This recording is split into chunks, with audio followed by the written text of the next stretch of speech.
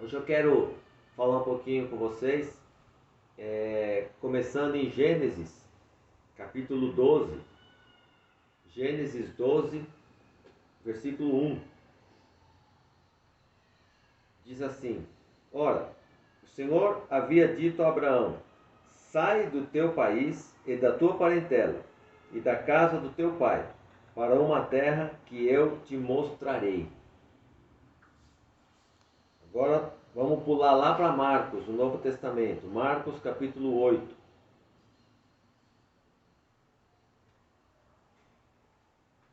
Marcos 8, 22. Diz assim: E ele chegou a Betsaida e trouxeram-lhe um homem cego e pediram-lhe para tocá-lo. E ele tomou o homem cego pela mão e o levou para fora da aldeia. E ele, cuspindo nos seus olhos e impondo as mãos sobre ele, perguntou-lhe se ele enxergava alguma coisa. E ele, olhando para cima, disse: Eu vejo homens como árvores andando. Depois disso, ele colocou novamente as suas mãos sobre os seus olhos e o fez olhar para cima. E ele foi restaurado e viu cada homem claramente. Amém. O que tem a ver uma coisa com outra, né?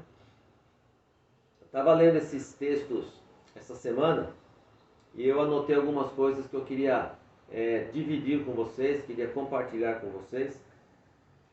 Nós vemos que Abraão, ele falou para Deus falou para Abraão: sai da onde você está, da sua terra, do seu país, da sua parentela, e vai para uma terra que eu vou te mostrar.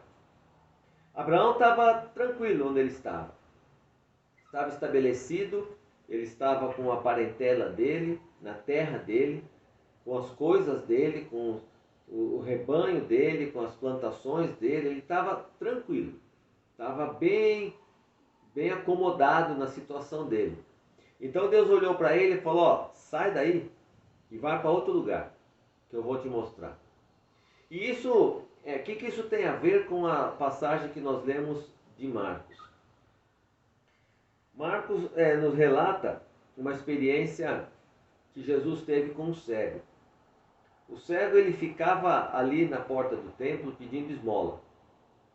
Todo dia ele ia lá e ficava o dia inteiro pedindo esmola. Só que Jesus, vendo aquele cego, ele podia ter curado o cego ali na hora, ele podia ter dado uma esmola para o cego, ele podia ter feito tanta coisa, mas a palavra fala que ele pegou o cego pela mão e levou-o para fora da aldeia.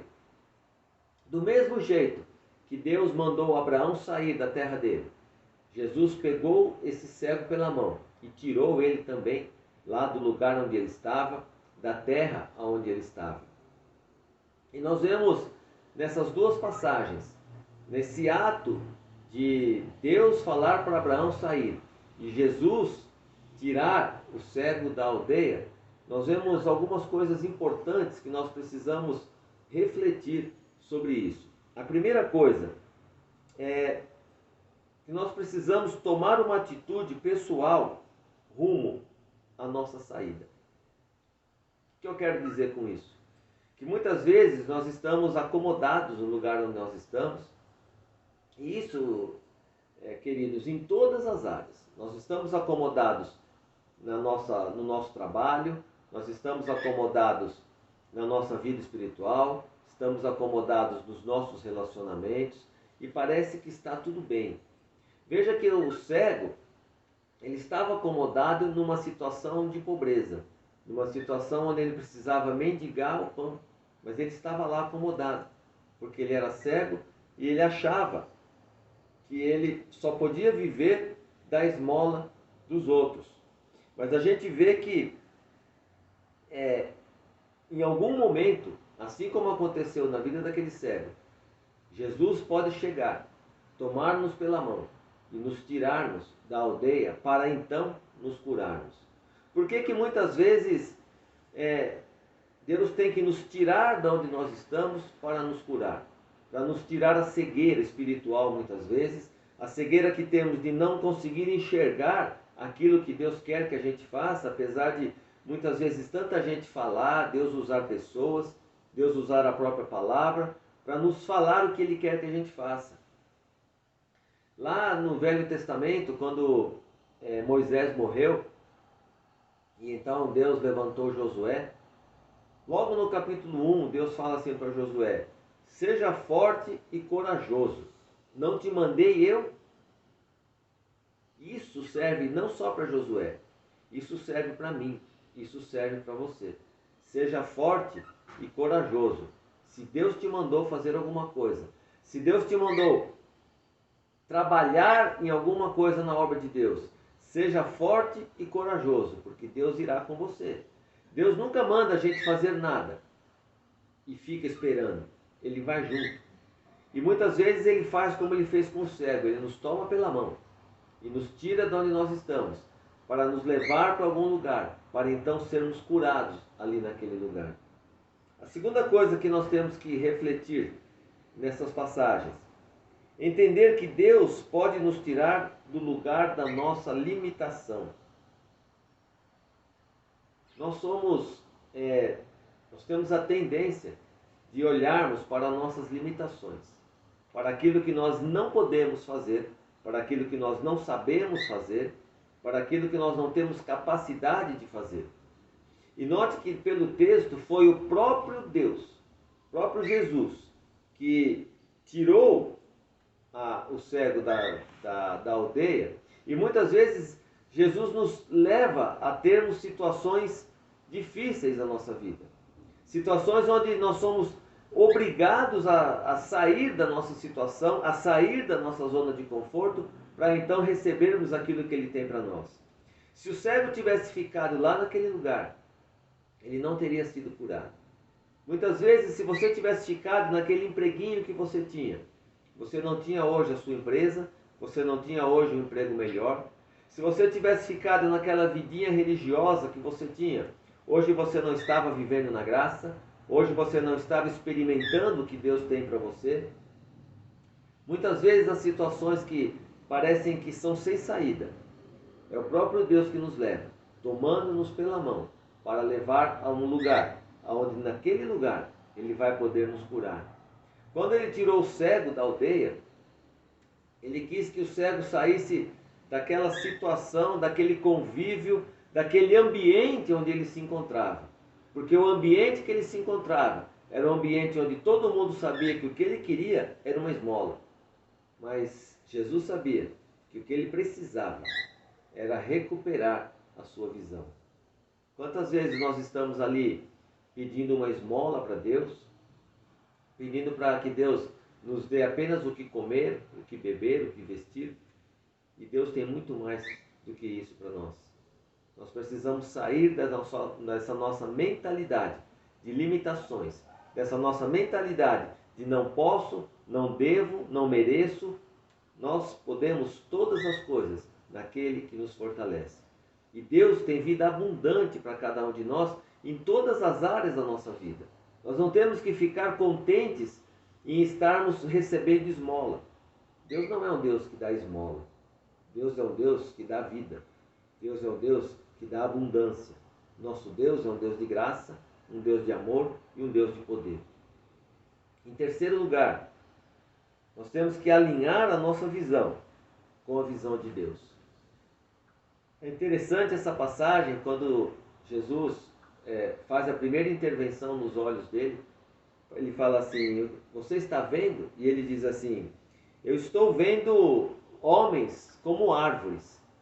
O que essa palavra quer dizer para nós? O que é ver homens como árvores na situação daquele cego?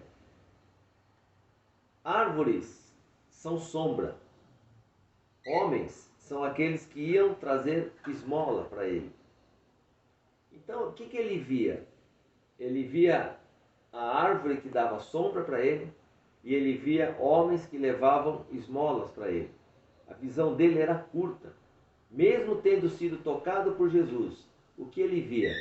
As suas próprias necessidades básicas. Era isso que ele via, era assim que ele vivia.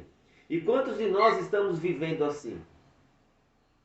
Nos contentando e nos acomodando com as nossas necessidades básicas. Deus tem muito mais para nós. Deus tem uma obra grande para cada um de nós. Deus tem um propósito nas nossas vidas. Mas nós muitas vezes temos a mente e a visão curta.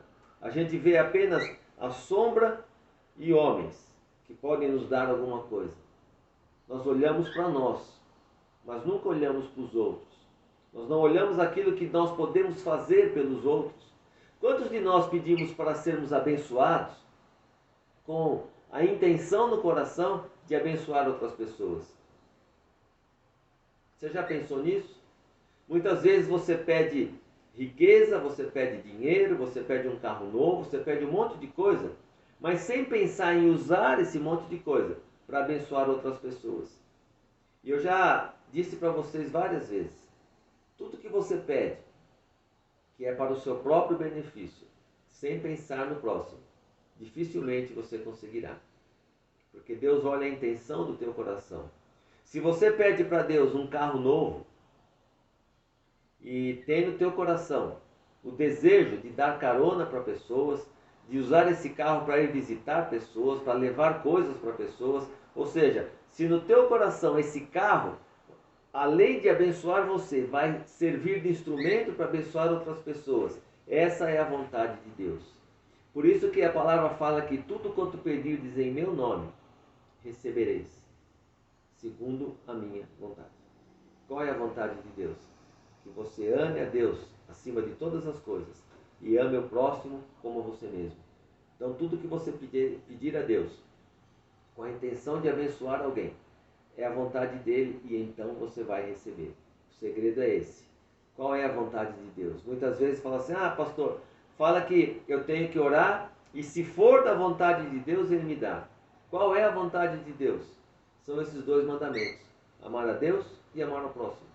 Se tudo que você pedir, casar com essa vontade, vai glorificar a Deus e vai abençoar pessoas, certamente você vai receber, porque esta é a vontade de Deus. Então, esse homem, ele olhava os homens como árvores. E hoje eu quero perguntar para você, o que você vê? Como está a sua visão?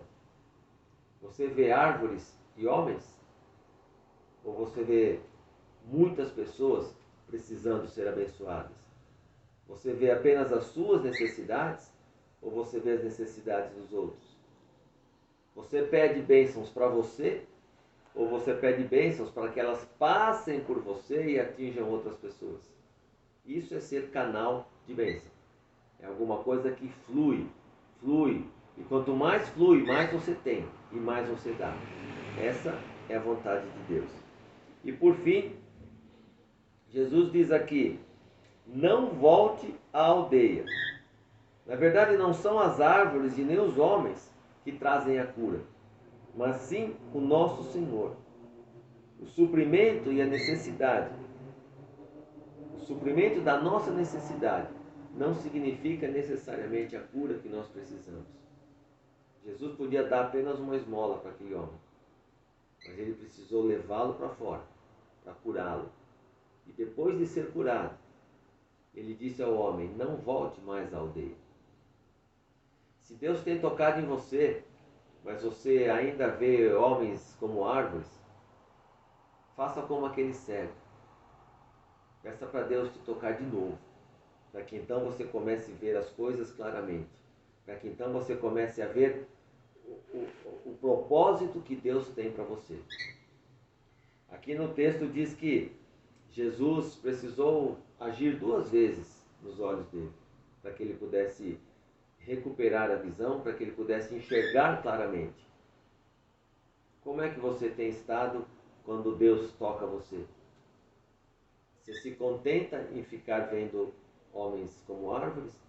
Ou você diz, não Deus, eu quero mais do que isso. Eu não quero só a minha necessidade suprida. Eu quero ser bênção. Eu quero cumprir o propósito para o qual eu fui chamado. E então quando ele disse para não voltar mais para a aldeia, sair da aldeia e permanecer fora dela é crer que os limites podem ser ultrapassados pelo poder de Deus. E abrir os nossos olhos para a verdade que o que mais necessitamos é o próprio Senhor. Quando nós somos cheios do Espírito, a nossa visão é aberta. E nós passamos a enxergar as coisas e enxergar as pessoas como Deus enxerga. Nós temos que permanecer firmes nos ensinamentos do Senhor. Assim como diz aqui em 2 Timóteo, tu, porém, permanece naquilo que aprendeste e foste inteirado, sabendo de quem o tens aprendido. Permanecer naquilo que Deus tem falado conosco. Permanecer no chamado e no propósito que Deus te deu. Todos nós somos chamados com um propósito. Há um ano e meio atrás. Qual era esse propósito? Era sermos igreja. Não era termos uma igreja, mas era sermos uma igreja. E Deus, de alguma maneira, nos tirou da onde nós estávamos, nos levou para fora e passou esse tempo todo. E eu quero te perguntar, quantos ficaram firmes no propósito? Quantos estão firmes no propósito? Quantos estão enxergando a necessidade e o chamado de Jesus, chamado de Deus, para nós sermos igrejas e não para nós termos ou estarmos ou pertencermos a uma igreja? Nós somos chamados para ser igreja. Você é a igreja. Este é o propósito. É você ser igreja e você fazer diferença na vida das pessoas. Amém, querido? Que você reflita sobre isso. E que a tua visão, ela possa ser aberta, ela possa ser curada pelo poder do Espírito Santo.